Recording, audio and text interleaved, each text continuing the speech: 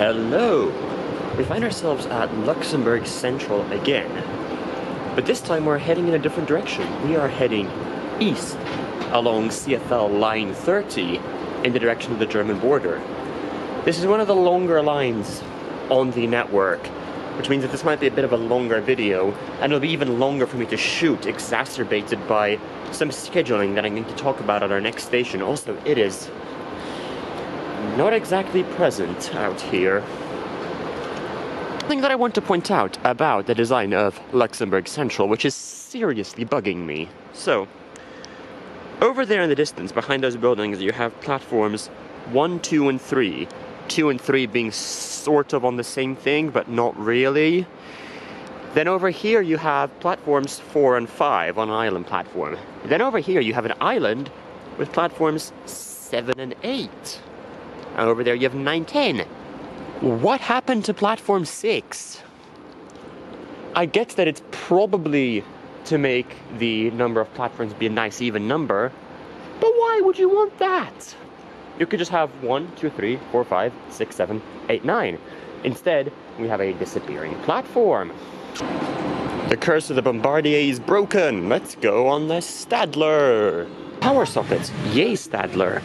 But what the hell is this seating arrangement here?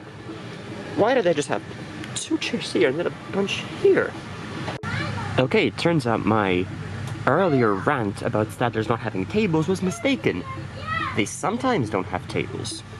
This is a table, but in the seats over there on the other side, it does not have a table. CFL for the lowest fares and the mediocre on-time record.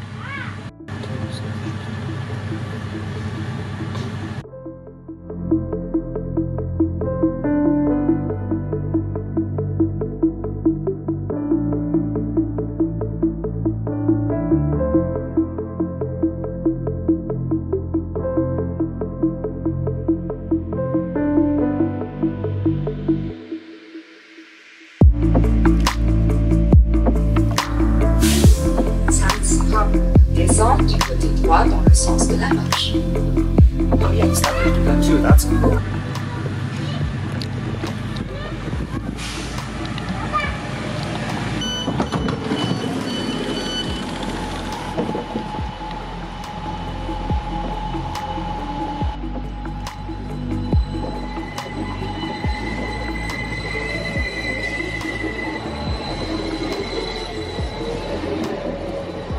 This is Sentham Station, following on with the trend of having the first station on the line still be sort of within the boundaries of Luxembourg, and still under construction. What a surprise. As you can see from looking at it, it was renovated fairly recently. Future marks, can you find out when? 2016 to 18. Thank you. Interestingly, it has the requisite gloomy underpass with the ramp stairs, although this one has an actual ramp in it. But it also has an overpass. Now why could that be? Because there's a road above it with a bus stop. Boring explanation. Let's go back downstairs. In fact, despite it sticking with the classic 2 slabs of concrete design, this is actually a fairly nice station. Maybe once they get rid of the building site, it would actually become presentable. It's time for another episode of Marks Polokov's monologues about things only Marks Polokov could possibly care about. In this edition, railway scheduling. You see, Luxembourg has 2 types of trains. Warning! Painfully awful German pronunciation in 3, 2, 1. The Regionalbahn, or RB, and the Regionalexpress, or RE. The intercities don't count because they're Belgian. It's basically lifted the system from Germany. The RBs stop at every station along their route, while the REs normally skip roughly 50% of the stations there, because they're only designed to serve the people who live in bigger cities along their route, while people who live in smaller towns won't need them as often. There won't be as many of them, so they can make do without stopping there and thus have the train run faster between the bigger cities. On line 10, however, it's a bit different because while there's still the same 50-50 split of RBs and REs, such that you have an RB every hour, an RE every hour, so a train every half an hour, the station distribution is completely different.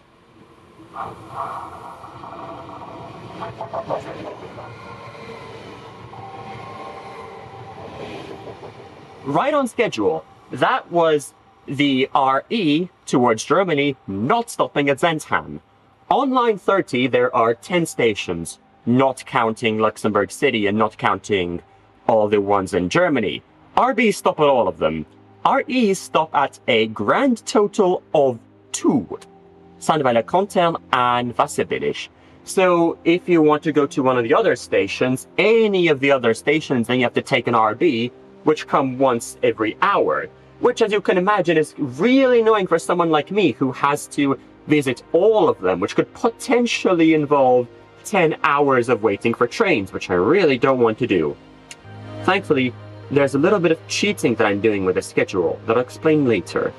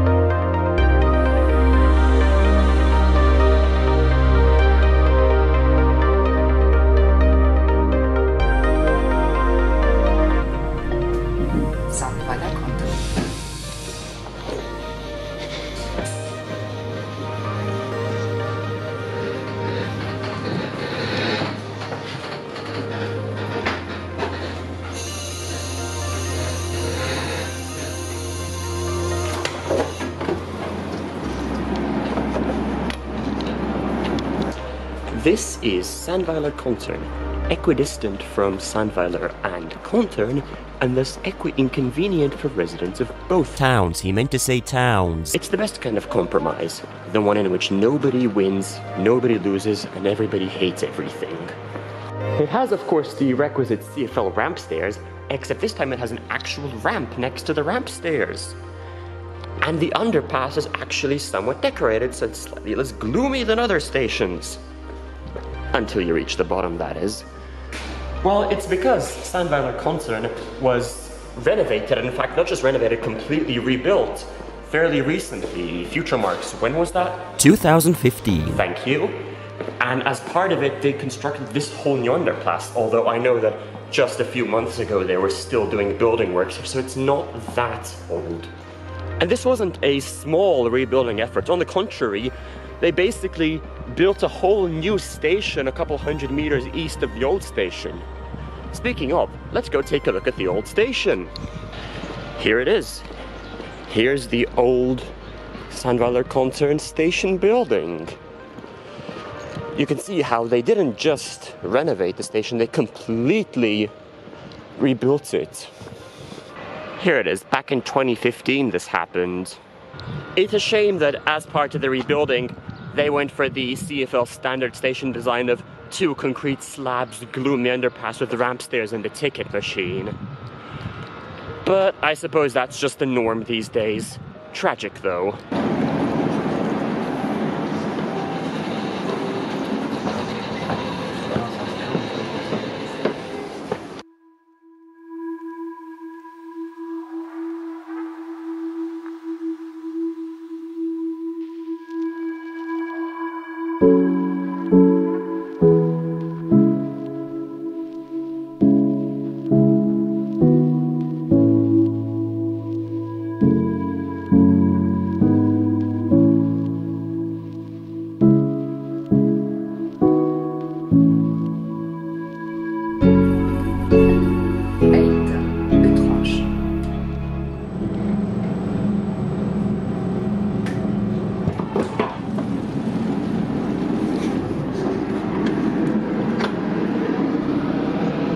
This is Étrange, and when it comes to railway design, the station is remarkable for a couple reasons. One, the stretch of track between Sandweiler-Kontern and Étrange is single-tracked, not double-tracked like most of the remainder of the Luxembourg network. However, this is going to happen again later on in this line after Étrange. It was like that from Sensheim to Saint-Valery-Content for a while as well, until quite recently when it was renovated. Oh, here we go! That's an RE train skipping this station, as I was telling you about a few minutes ago. But there's something else even more remarkable about this line. To find that, let's go for a walk. Oh, gloomy underpass without ramp stairs. It's probably an older station. Is it just me, or is the ceiling in this gloomy underpass lower than most? I feel slightly claustrophobic here, which I haven't done in other gloomy underpasses. What a view! But that's still not what we came out here to see. Let's go. This is what I came out here to see, even though it's not exactly easy to see here, and it's raining. That railway line over there, all the way in the distance, is where we just came from. That's the line that goes up to Saint-Valery-Content and so on. But there's this other line over here to the side. That's the Étrange-Elsingen branch, which goes down through Elsingen and then connects onto the line 60 in the south. And before you think this is just Marx talking about old, disused, abandoned railway lines again, no, this branch is still used, and you can see that it even has ETCS equipment on it, which is a relatively recent addition. In fact, as recently as 2010, it was still used for passenger traffic.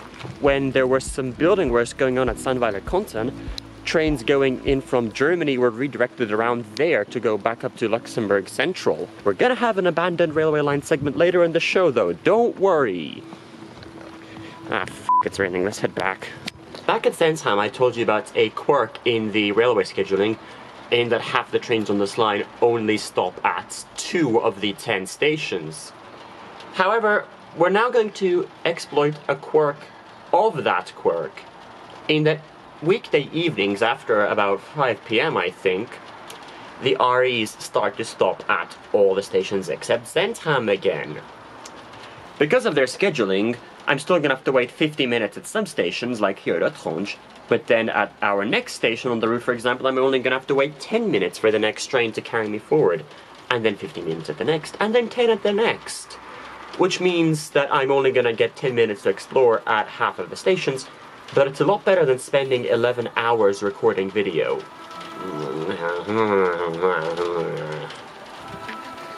Here comes a train. Doo-doo-doo-doo. It's not gonna stop! But the next one will.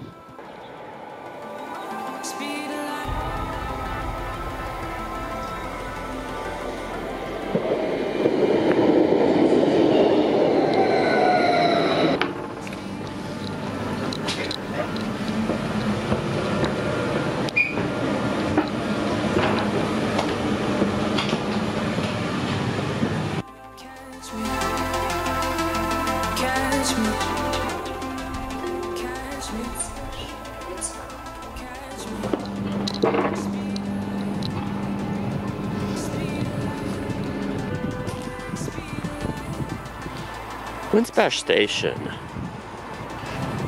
Old station building. Disappointing.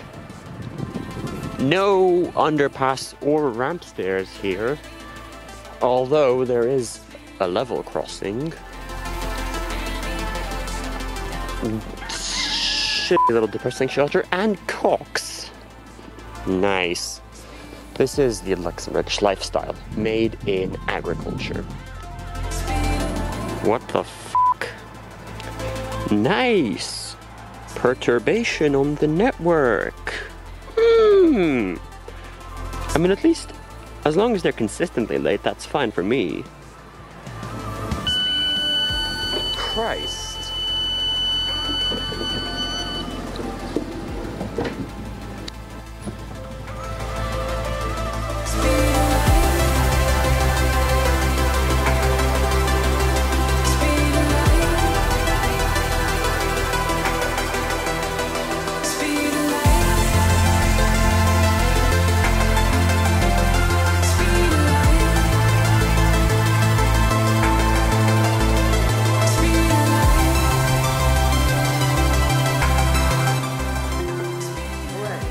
route.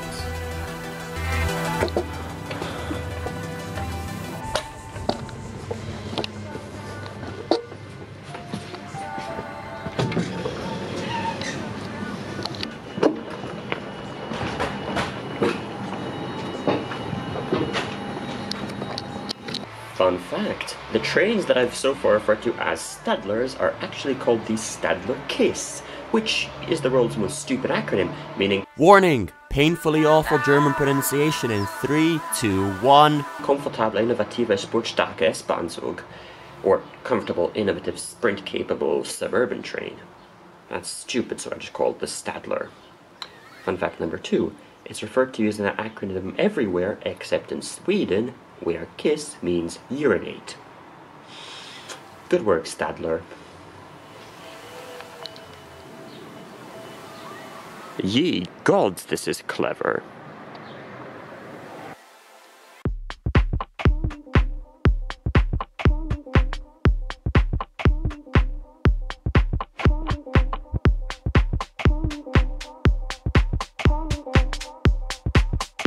There are some serious perturbations on the network. I blame Merkel.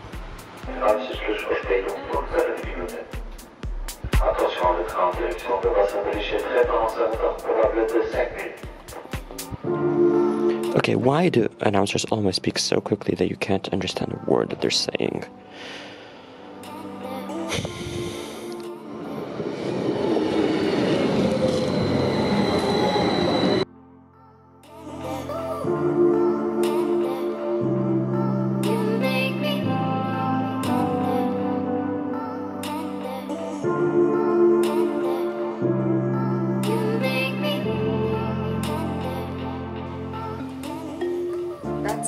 That's tough.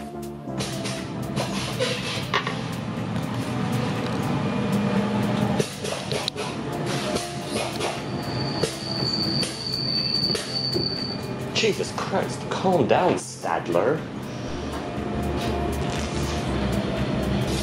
Sweet. Beep, beep, beep, beep, beep, beep, beep.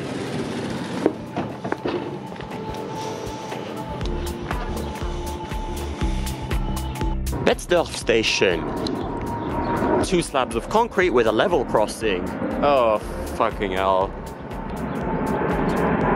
Apparently to the north of here is Betzdorf Castle, which is where most of the current members of the Luxembourgish royal family were born, and also where the satellite company SES has its base station. I would go up and check it out if I didn't have to catch another train in just a few minutes because of perturbations in Schland. Schland. What is it with these lasers? I'm gonna have to figure this out one of these days.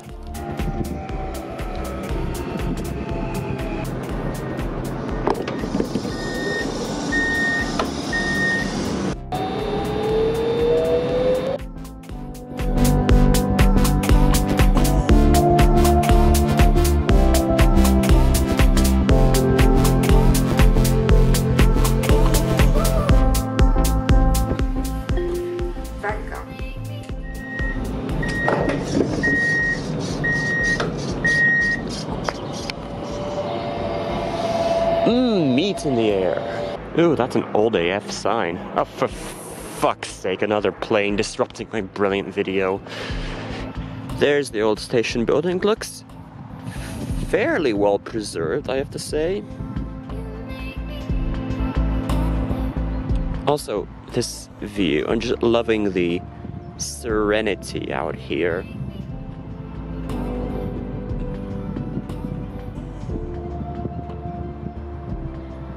Future Marks, when you're editing this, please play CloudNone's Welcome to London EP right now, because it's what I'm listening to now in real life as I record this. Actually, Past Marks, I've something even better in mind.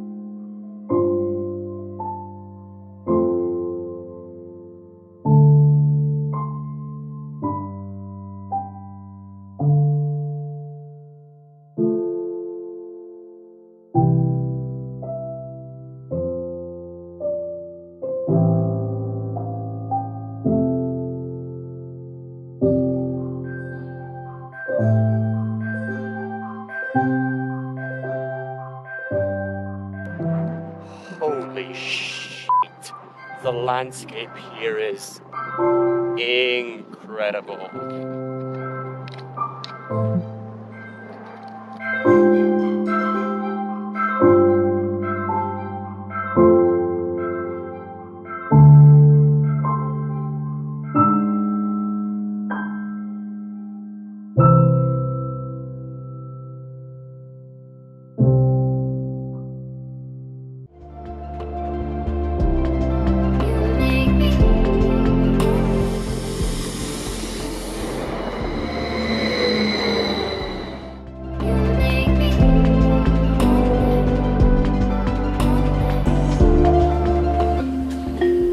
Montana.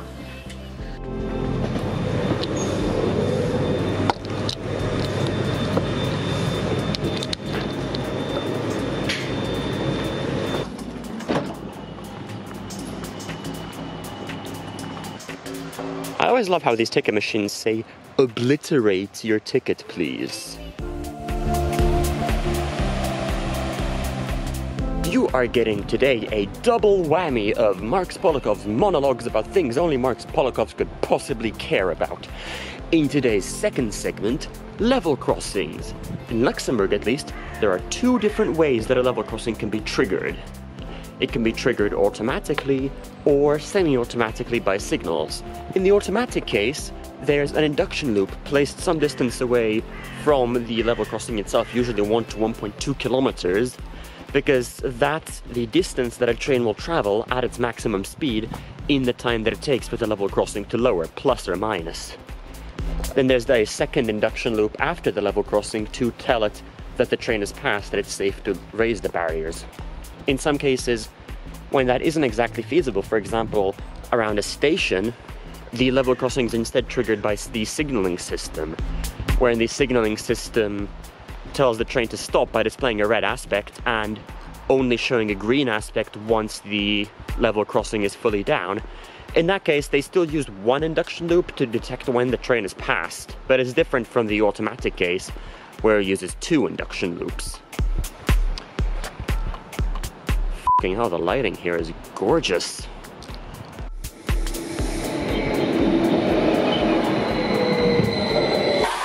Shit, the beds.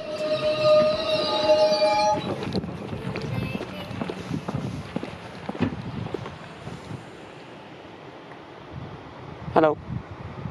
Could we?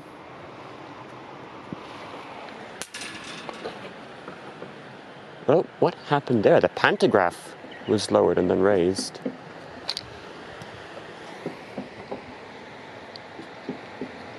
Oh no, we have technical difficulties on the train. There we go.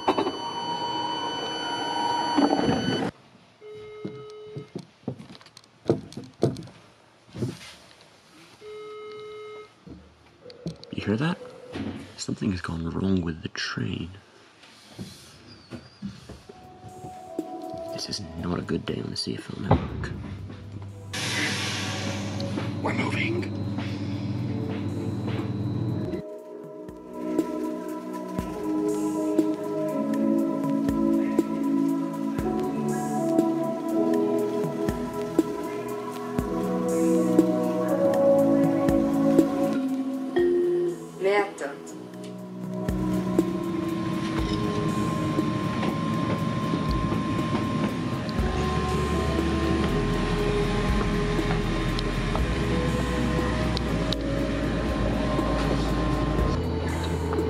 Oh my god, the tilt on this train. This is Mertert. I'm told there's a gloomy underpass somewhere around here by that sign there, but I can't quite see it anywhere. Also, fucking hell, the reflection on those tracks is gorgeous. Ooh. Our second last station on the line today. Dangerous. Shit, this rain's picking up.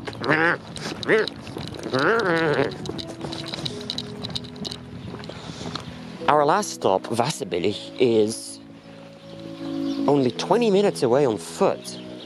Well, the next train to there is in 50 minutes.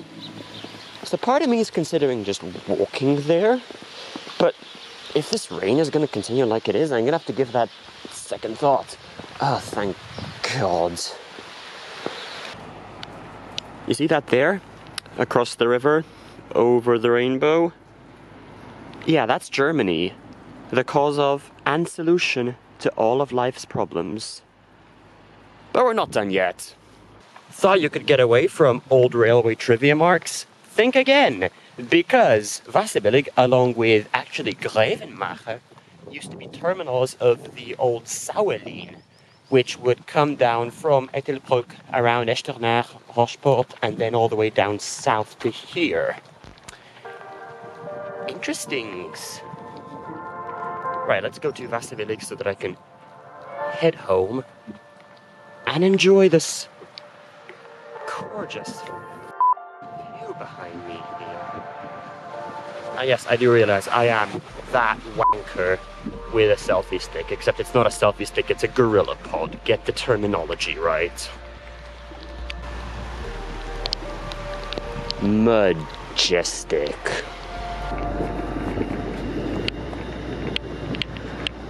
Bang on time. Wasserbillig.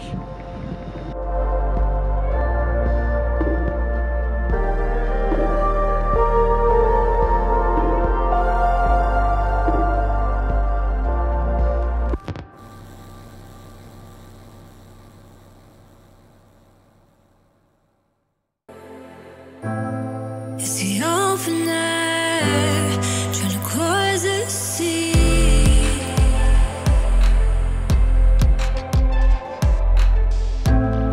But it's broken. Alright, that's line 30 done. Next time we're gonna go southwest, I think. Check out the old industrial area. For now, let's head home on this Bombardier.